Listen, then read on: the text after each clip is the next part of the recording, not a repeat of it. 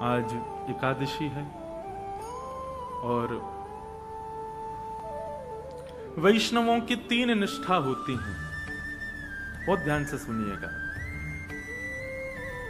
वैष्णव को कम से कम 3 निष्ठाओं का पालन करना चाहिए, तभी उसका वैष्णव धर्म निभता है। सबसे पहला नाम निष्ठा, ठाकुर जी के नाम के प्रति निष्ठा। नाम जप नित्य किया करें। बंधुओं, कई लोगों को नाम जप में आलस्य आता है, नाम जप में उनको मन नहीं लगता, रुचि नहीं होती। पर सदा याद रखें कि नाम औषधि है।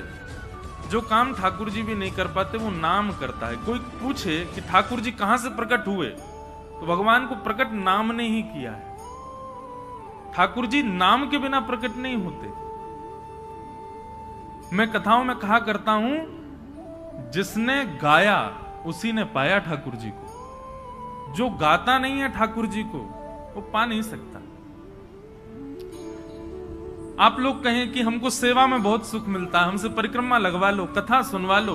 अच्छा, एक और बात है कि अगर आपकी नाम में रुचि नहीं है ना, तो बाकी के सारे क्रम जो आप करेंगे उसमें आप कोई ना कोई अपराध जरूर बनेगा आपसे। नाम अपराध मुक्त करता है।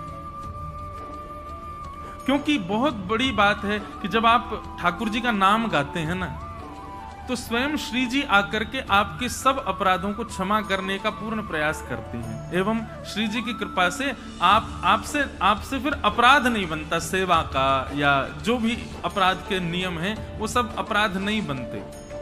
श्री जी का नाम गाते हैं तो फिर ठाकुर जी पूरी जिम्मेवारी रखते हैं कि भाई ये नाम गाता रहे, उसके लिए इसके जितने भी अपराध इससे बनते हैं वो सब संभालो, इसकी बुद्धि सुदृढ़ करो।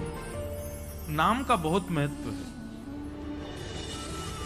इसलिए धीरे धीरे प्रारंभ करो। पहले 11 नाम जपो, फिर 21 कर दो, फिर 51 करो, फिर 108 करो, और फिर एक समय ऐसा आए गिनती बंद करो। मैं ये बात अपनी कथा में हर जगह कहता हूं, नाम कभी नहीं गिनना चाहिए। ठाकुर जी का हम कितना जप करते हैं उसकी गिनती मत करो।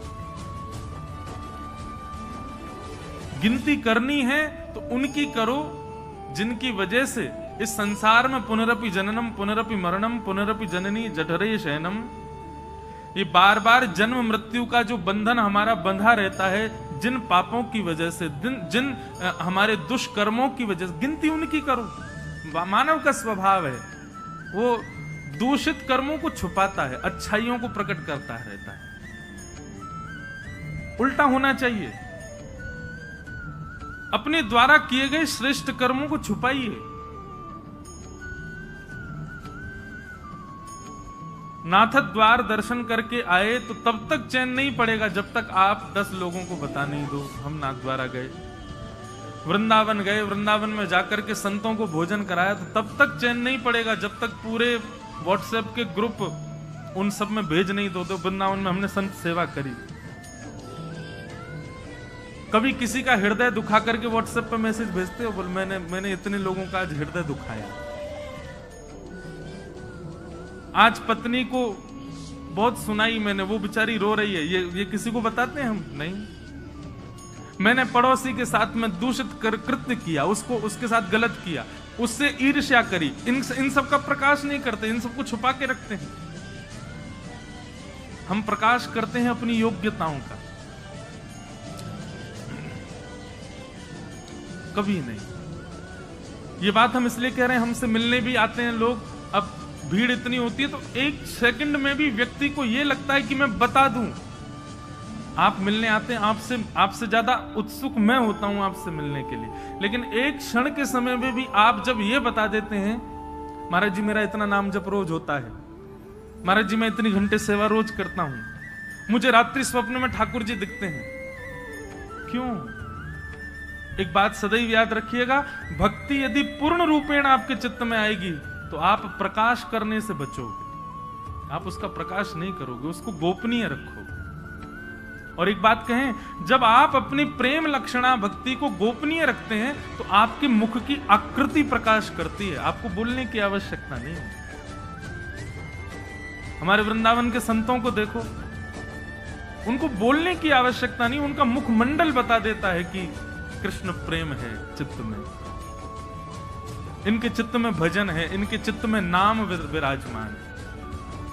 भक्तमाल जी में कथा आती है अंतर्निष्ठ राजा की, जो प्रभु के नाम को सदा अपने चित्त में छुपा करके रखता, कभी किसी को यह पता तक नहीं लगने दिया कि वो एक वैष्णव है।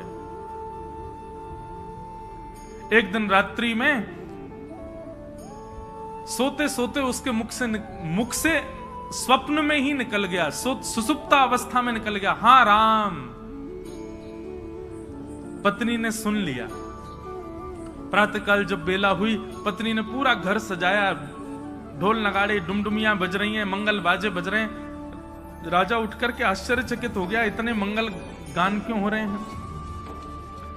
राजा ने जाकर के पत्नी से पूछा, ये सब क्या चल रहा है। बोले कि मुझे तो अब तक लगता था कि आप भक्त हो ही नहीं, पर मुझे अब पता चला आप तो अंतर्निष्ठ भक्त हो, आप तो अपने चित्त में नाम को छुपा करके रखते हैं, कभी प्रकट नहीं। अरे इतने वर्ष ब्याह को हो गए, मुझे आज तक नहीं पता चला कि आप भक्त हो। राजा बोला, तो हाँ, तो मैं भक्त हूं ही नहीं। बोले कि रहने दीजिए, झूठ मत बोलिए, कल रात्रि स्वप्न की अवस्था में, सुसुप्ति अवस्था में आपके मुख से निकला हा राम। अनकॉन्शियस स्थिति में, बहुत ध्यान से सुनना, आप कैसा बर्ताव करते हो, क्या बोलते हो, वो बताता है कि आप वैष्णव हो कि नहीं।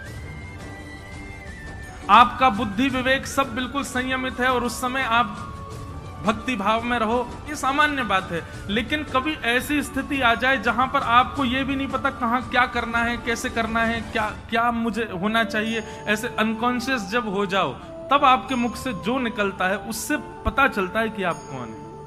अंदर जो है वो वास्तविक तब ही निकलता है, और विशेष रूप से निद्रा की अवस्था में। निद्रा की अवस्था में बंधुओं, नाम जब अपनी तीव्रता में पहुंच जाता है ना, तब व्यक्ति निद्रा में भी, जब जैसे अंगड़ाइयां लेते हैं या फिर हम करवट बदलते हैं तो मुख से स्वर निकलता है, लेकिन नाम जब अपनी तीव्र अवस्था में पहुंच जाता है तो निद्रा में भी श्री राधा, राम, कृष्ण, ये नाम ही प्रकट होता है मुख से। ऐसी स्थिति हो जाती है तन की। उस अंतर्निष्ठ राजा को जैसे पता चला कि मेरे मुख से राम नाम निकल गया, पत्नी से बोला, देवी अब तुम राजपाट संभालो और सब संभालना, अब मैं जीवित नहीं रह सकता। पत्नी बोली, क्यों? बोले, मैंने सदा जिस नाम को छुपा करके चित्त में रखा, अपनी पत्नी तक को नहीं पता चलने दिया, वो नाम जब मेरे मुख से निकल गया, मतलब मेरे तन का त्याग नाम ने कर दिया, अब मैं जीवित कैसे रह सकता हूं। प्राण रूप मान करके मैं नाम को अपने हृदय में छुपा करके रखता था, अब वही निकल गया तो मैं जीवित कैसे रहूं। और ऐसा कहते ही तत्क्षण राजा ने अपने प्राण त्याग दिए। इतना बलवान है नाम। वैष्णव की प्रथम निष्ठा होती है नाम निष्ठा। आज मुझसे किसी ने प्रश्न किया, नाम जपने की विधि क्या है? ये विधि विधान जो होते हैं ना, ये श्लोकों के लिए होते हैं, मंत्रों के लिए होते हैं, नाम के लिए कोई विधि नहीं।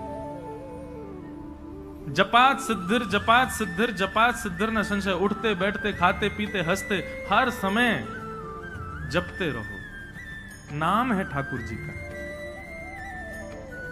आपका गुरु मंत्र जो है, गुरु श्लोक, गुरु मंत्र जो आपको मिला है, या द्वादशाक्षर मंत्र है, यो जो मंत्र की विधि है, उसके लिए तो आपको आसन चाहिए, स्वच्छता चाहिए, एक जगह बैठना, मन एकाग्र होना, ये सब चाहिए।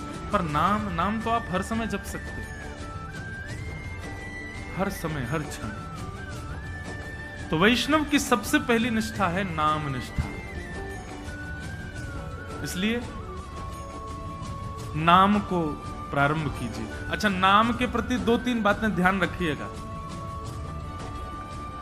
नाम जपना भी एक सेवा है, और जैसे मंदिर की ठाकुर जी की सेवा है ना, उसमें अपराध नहीं होना चाहिए, उसमें लगन होनी चाहिए, उसमें तत्परता होनी चाहिए, उसमें स्वच्छता, शुद्धता और हृदय में प्रसन्नता होनी चाहिए। ठीक वैसे नाम भी एक सेवा है। जब आप कृष्ण बोलें तो आपके चित्त में त्रिभंग लली वरहा पीड़म नटवर वपुः कर्णयो कर्णकारम कस्तूरी तिलकम ललाट पटले वक्षस्थले कौस्तुभम नासाग्रे वर मुक्ति कंतर तले वेणु करे कंकणम सर्वांगे हरिचंदनम सुललितम कंठे च मुक्तावली गोप स्त्री परिवेष्टितो विजयते गोपाल चूड़ामणि। कृष्ण कहते ही आपके चित्त में गोपाल जी प्रकट हो जाएं, उनके मधुर रूप का दर्शन होने लग जाए। श्री राधा कहते ही अति सुकुमारी अति सुकोमला हमारी वृषभानु नंदिनी किशोरी जी की झांकी आ जाए, और फिर उस नाम को ही कभी इत्र मान करके, उस नाम को ही पंचामृत मान करके, उस नाम को ही वस्त्र मान करके, उस नामी की ही श्रृंगार करो, सेवा करो, माला पधराओ, सुंदर नाम से ही आरती करो, नाम का ही प्रसाद भोग अर्पित करो। इस प्रकार नाम से निष्ठा से सेवा होती है। केवल ये माला फेरना और जप पूर्ण करना, अपनी संख्या पूर्ण करना नाम जप नहीं होता है। चित्त में एक कुंज का निर्माण करो, सुंदर यमुना जी बह रही हैं, सुंदर हरे भरे वृक्ष हैं, पीछे सुंदर सुंदर गिरिकंदरा दिख रही हैं, बीच में एक सेज सजी है, उस सेज पर हमारे श्याम सुंदर विराजे हैं और नाम चल रहा है। नाम वृक्षों में भी दिखे, नाम सेज पर भी दिखे, नाम यमुना जी में भी दिखे, नाम पीछे के सुंदर गिरिकंदरा में भी दिखे, और नाम ठाकुर जी में भी दिखे। पर उसी नाम के जल से ठाकुर जी को अभिषेक कराया, उसी नाम के जल से ठाकुर जी को प्रक्षालन किया, उसी नाम के जल से, उसी नाम से ठाकुर जी को वस्त्र धारण कराया, उसी नाम से इत्र धारण कराया, उसी नाम से प्रसाद, उसी नाम से ही ठाकुर जी को आरती, और उसी नाम से बलैया। ऐसी पूरी एक सेवा की विधि है। उस सेवा को मानसी रूप में करते हुए नाम जप करना, ये नाम निष्ठा है। ऐसे नाम जप होता है। नाम जप का दूसरा रूप, आज जितना हुआ है कल उससे अधिक होना चाहिए। अगर नाम जितना आज है कल भी उतना ही है, और बल्कि परसों कम और हो गया, तो इससे नामापराध होता है। नाम बढ़ना चाहिए, नाम बढ़ाओ।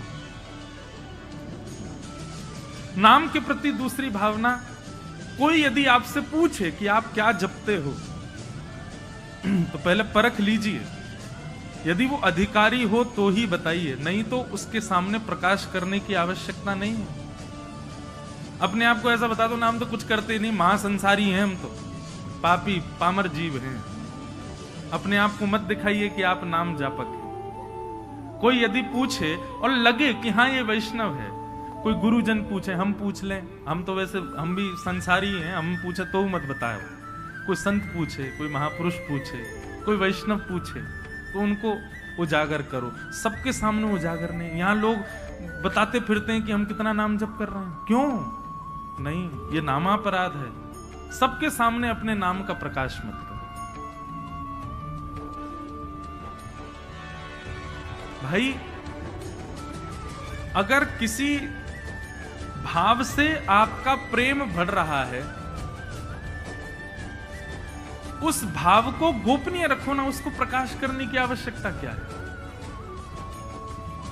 तो नाम में इस बात का ध्यान रखें कि अगर कोई व्यक्ति अयोग्य, किसी को मत मानो, लेकिन यदि आपको अनुभव हो जाए कि ये वैष्णव भाव में नहीं है, बस ऐसे चलते फिरते पूछ रहा है, तो उसके सामने अपने आप को मूर्ख ही घोषित करो। ये मत बताओ कितना नाम जपते,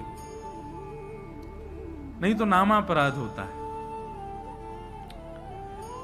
तो सबसे पहली वैष्णव की निष्ठा होती है नाम निष्ठा। वैष्णव की दूसरी निष्ठा होती है तुलसी निष्ठा। उसके तन पर यदि तुलसी स्पर्श नहीं है, तो ठाकुर जी उसके हाथ से सेवा तो बहुत दूर की बात है, जल भी स्वीकार नहीं करेंगे। इसलिए आपके तन पर तुलसी स्पर्श होना बहुत आवश्यक है। ये वैष्णव की दूसरी निष्ठा है। कई लोग पूछते हैं तुलसी धारण करने के लिए, आप लोग धारण कर लीजिए, लेकिन उसके बाद लोग पूछते हैं महाराज जी, अगर हम तुलसी धारण कर लें और कहीं कुछ खाना पाना हो तो तुलसी धारण करने के बाद में एक नियम का पालन आपको निश्चित रूप से करना है कि कुछ भी खान पान ऐसा नहीं करना जिससे तुलसी का अपराध बने।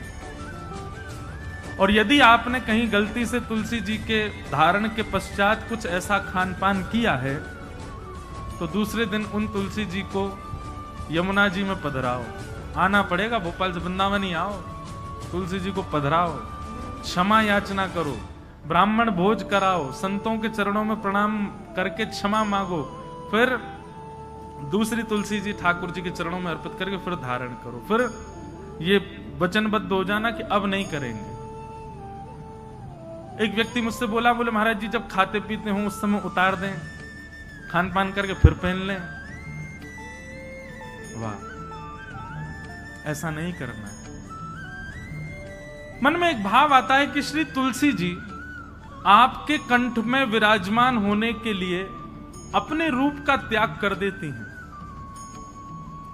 वो एक पौधे के रूप में होती है, वृक्ष के रूप में होती हैं। ठाकुर जी को सुख देने के लिए नवीन नवीन अपने अंदर पत्रों को प्रादुर्भाव करती हैं, ठाकुर जी की सेवा में जाएंगे। लेकिन आपके कंठ को सुशोभित करने के लिए और आपके तन के कल्याण के लिए वो अपने उस रूप का त्याग कर देती हैं, अपने आप को छिलवा देती हैं और उसके बाद माला बनकर के आपके गले में विराजमान होती हैं। इतना बड़ा त्याग तुलसी जी हमारे लिए करती हैं, हम उनके लिए ये सामान्य सी वस्तु नहीं छोड़ सकते। इसलिए तुलसी निष्ठा, तुलसी जी को धारण करो। तुलसी जी गले में धारण होने के बाद में जैसे ही आप कुछ भी पाते हैं, पहली बात तो प्रसाद ही पाएंगे। प्रसाद पाते ही जैसे ही कंठ से नीचे जाएगा, कंठ में तुलसी जी है, नीचे जाते ही उसमें जितने दोष होंगे सब समाप्त हो जाएंगे। तुलसी जी कंठ में धारण हैं और उस समय आपने जलपान किया तो जलपान जैसे ही तुलसी जी के यहां कंठ से नीचे गया, तुलसी जी का स्पर्श होते ही वो साक्षात श्री यमुना जी का, श्री गंगा जी का जल हो जाएगा, ठाकुर जी का चरणामृत हो जाएगा।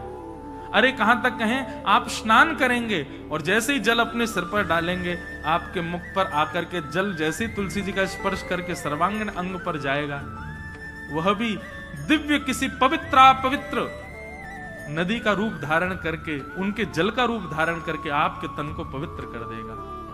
तुलसी निष्ठा। कई संप्रदायों में तुलसी जी का भाव ऐसा, धारण करो पर स्नान के समय मत करो। उसमें ऐसा भाव है कि तुलसी जी का जल चरणों में आ जाएगा।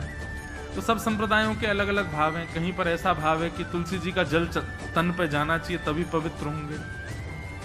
तो अपने अपने गुरुजनों की प्रणाली के अनुसार आप उसका कर सकते हैं भाव। कई मन में भाव रखते हैं कि हम शौचाचार के लिए जाएं तब तुलसी जी को उतार दें।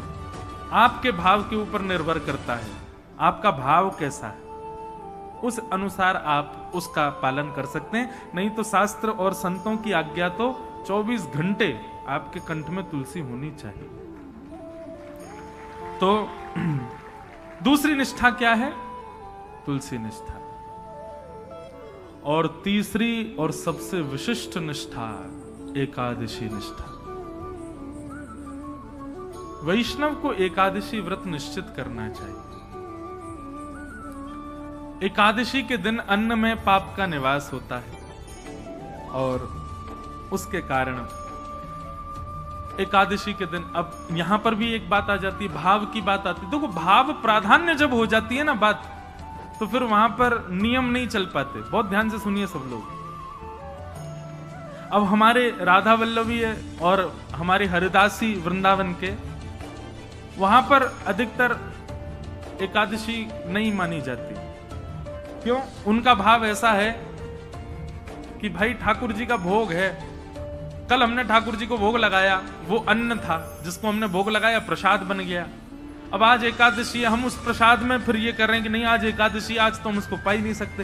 तो ठाकुर जी का भोग, उसमें एकादशी पर अन्न कैसे हो सकता है? हम प्रसाद को अन्न कैसे मान सकते हैं? इसलिए कहीं ये भाव उत्पन्न ना हो, इसलिए कई हमारे आचार्य चरणों की प्रणाली में भाव से एकादशी का नहीं नियम माना जाता। पर आजकल के मॉडर्न जमाने में करवा चौथ भी नहीं रखती कई माताएं। क्यों? अरे मेरा ब्याह हुआ, मेरा पति इतना फल फूल रहा है उसके लिए मैं भोजन क्यों त्यागूं? मैं तो खूब रज रज के पाऊंगी इसलिए माताएं पाती हैं। देखो कितना भी आप पाओ, लेकिन जब करवा चौथ के दिन कोई माँ कोई बहन अपने पति के लिए व्रत करती है, एक दिन के लिए किया गया व्रत वो शोभनीय लगता है, सुंदर लगता है, उसमें कोई पीड़ा नहीं, सबको अच्छा लगता, बल्कि माताएं सौभाग्य मानती हैं कि हम व्रत करें। और आजकल तो भाई लोग भी करते हैं पत्नी के लिए। अच्छा है, आप लोग ज्यादा एक्सपीरियंस्ड हो, हमको नहीं पता, लेकिन हमारे लिए तो भैया ये एकादशी जो है ना, हमारे प्रियतम के लिए ये करवा चौथ का व्रत है हमारा। हम अपने श्याम सुंदर रूपी प्रियतम के, अच्छा लोग कहते हैं आयु बढ़ती आदि आदि, जो भी कुछ भी बढ़े ना बढ़े, लेकिन हाँ करवा चौथ का व्रत जब माँ करती है तो उसका अपने पति के प्रति प्रेम बढ़ता है। पति को भी लगता है अरे मेरे वजह से बच्चा भूखी प्यासी बैठी सुबह से। भाई सेक्रीफाइस जो होता है ना, ये प्रेम में बहुत आवश्यक है। और अन्न जो है ना, ये हमारे प्राणों को धारण करता है। अगर हम उस अन्न के प्रति एक दिन का सेक्रीफाइस करते हैं, उसमें कौन सी बड़ी बात है। और भाई ऐसे सेक्रीफाइस यदि अगर रोज करो, सब जानते हैं एकादशी कैसी होती है, कुटू की पकौड़ी, कुटू की कचौड़ी, समा के चावल, मखाने की खीर अगर व्यक्ति एकादशी वाला फलाहार नित्य करने लग जाए तो 7 दिन में 5 किलो वजन बढ़ जाए उसका। आप बाकी के दिन इतना नहीं पाते जितना एकादशी, और एकादशी के दिन तो कई लोगों को वैसे तो 3 बार पाएंगे, नाश्ता, भोजन, रात्रि भोजन। एकादशी के दिन 6 बार पाते हैं। बोले हमारा व्रत और है, बार बार कहते और है इस बात को, व्रत है आज हमारा। सब बातों की बात एकादशी करनी चाहिए। और उसके पीछे भाव क्या है? हम अपने प्रियतम के लिए, बस हमारा भक्ति में प्रेम बढ़े, हमारी प्रेम लक्षणा भक्ति बढ़े, हमको वो और प्रिय लगे, उसके लिए हम व्रत कर रहे हैं। अन्न जल का त्याग करके, फलाहारी होकर के व्रत कर रहे हैं। पर हम एक बात आपसे निवेदन करें, एकादशी में कुछ चीजें और मिलाइए। व्रत का मतलब क्या होता है? हमने एक पर्टिकुलर वस्तु का त्याग कर दिया। पर एक बात मेरे मन में कभी कभी आती है कि अन्न का त्याग करना कोई बहुत बड़ी बात नहीं है। आजकल के बच्चे सो करके उठते 12 बजे हैं और 12 बजे उठते हैं तो फिर भोजन पानी उनका ऐसे ही अस्त व्यस्त ही रहता है। आजकल के बच्चे एक समय ही भोजन कर लें वही बहुत है। तो भोजन का त्याग करना कोई बहुत बड़ी बात नहीं है। कई लोग बिना भोजन के भी निकल जाते हैं, बिना भोजन के भी रह लेते हैं। ये उस समय बड़ी बात थी जब और साधन नहीं थे, जब हमारे पास में टीवी नहीं था, हमारे पास में फोन नहीं था, इंटरनेट नहीं था, ये सारी आधुनिकताएं नहीं थी। तब मानव का एक ही काम था, काम करो भोजन पाओ, काम करो भोजन पाओ। भोजन ही सब कुछ होता था। उन कालों में उस भोजन को त्यागने के लिए व्रत की विधा बनाई गई। पर आज वास्तव में व्रत उस वस्तु का होना चाहिए जिसके बगैर आप एक क्षण नहीं रह सकते। उस वस्तु का व्रत होना चाहिए।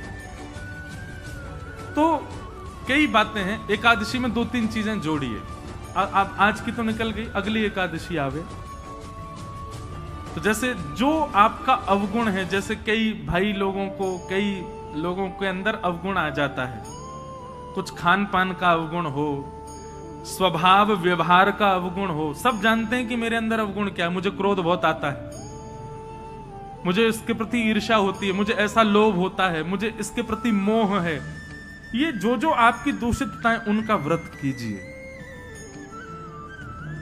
सावधानी से सुनो, सब लोग इधर देखो, कथा सुनो। अपनी दूषित वस्तु जिसके बगैर आप एक क्षण नहीं रहते, उसका त्याग कीजिए, तब व्रत माना जाएगा।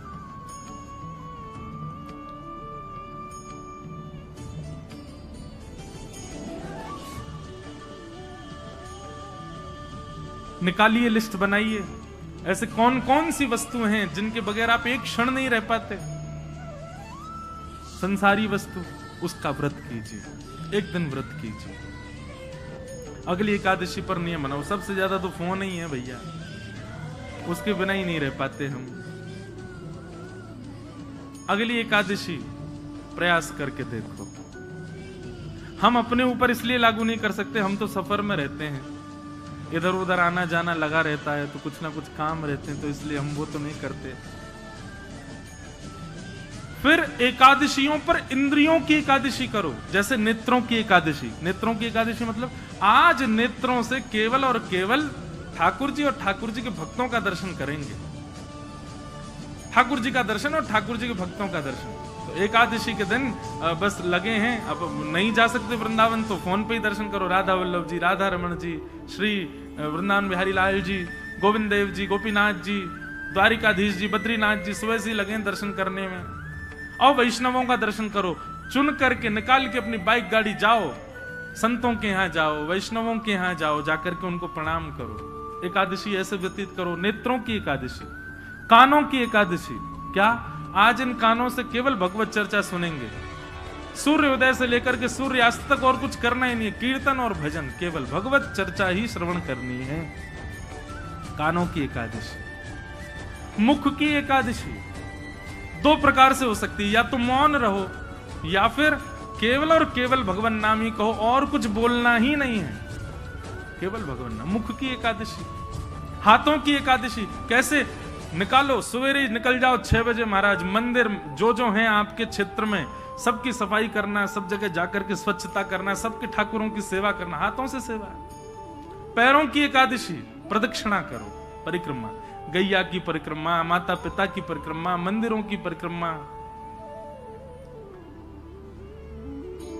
ऐसे भैया अपने तन से एकादशी करो, केवल अन्न छोड़ने मात्र से काम। ये आगे की विधा है, पहले अन्न से ही शुरू कर लो, पर शुरू करो।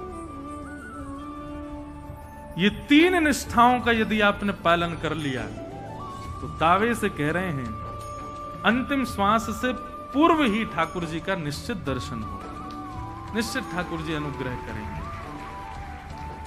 और भाई प्रयत्न तो करने पड़ेंगे, बिना प्रयत्न के ठाकुर जी तो नहीं मिल रहे। हम इतने बड़े भक्त तो है नहीं कि ठाकुर जी बेचारे हो गए कछु ना करे याद में ले आओ याते। कछु तो करो, ऐसे तो कछु जीवन में लाओ जैसे लाल जी आप सो प्रसन्न हो। आम है आपके सभी। और एक बात मैं आपसे कहूं, पाव भाजी खा लो बाहर किसी धकेल पर, 20 रुपए का मिल जाएगा। वही पाव भाजी 5 स्टार होटल में खाओ 500 रुपए का। क्यों? प्रस्तुतिकरण में भेद है। ऑफरिंग, वो ऑफर करने का नतीजा है कि वहां महंगा है, यहां सस्ता है। ठीक वैसी भक्ति भी है। एक लोटा जल लिए, उसी में तुलसी डाल दी, उसी में चावल डाल दी, उसी में रोली डाल दी, उसी में चीनी डाल दी, उसी में सब डाल दी, जा गए शंकर जी पर चढ़ा के और नियम करके त्रिपुंड लगा के बेलपत्र चढ़ा के सिर पे लेके आ गए। एक तो ये ऑफरिंग है और एक दूसरी ऑफरिंग है, सारी सामग्री बढ़िया सुंदर सजा करके लेकर के गए, एक एक करके एक एक सामग्री शंकर जी पर चढ़ा रहे हैं, सुंदर कोमल हाथों से शंकर जी के सुंदर अभिषेक कर रहे हैं, और उसके बाद में सुंदर इत्र लगा करके त्रिपुंड लगा करके प्रणाम करके खूब देर बड़ रज रज के भाव से करके आ रहे हैं। दोनों में अंतर है कि नहीं? भक्ति में प्रस्तुतिकरण देखिए आप कैसे प्रस्तुत कर रहे हो। केवल करना है ये नहीं, इससे बढ़िया तुम मत ही करो। केवल एकादशी करनी है, हमको अन्न नहीं खाना, लेकिन पूरे नाक में दम कर दिया घर के में, जे बनाओ, भूख लगी है केला लाओ, ये बनाओ, ये करो। ऐसी क्या फायदा? एकादशी एकादशी जैसी दिखनी चाहिए, उसका प्रस्तुतिकरण ऐसा रखो। ये जो भाव हम आपको बता रहे हैं, हम तो 10% बताएंगे, बाकी आपको विचार करने पड़ेंगे। अब अगली एकादशी होगी, उसमें क्या करना चाहिए जिससे ठाकुर जी प्रसन्न हो।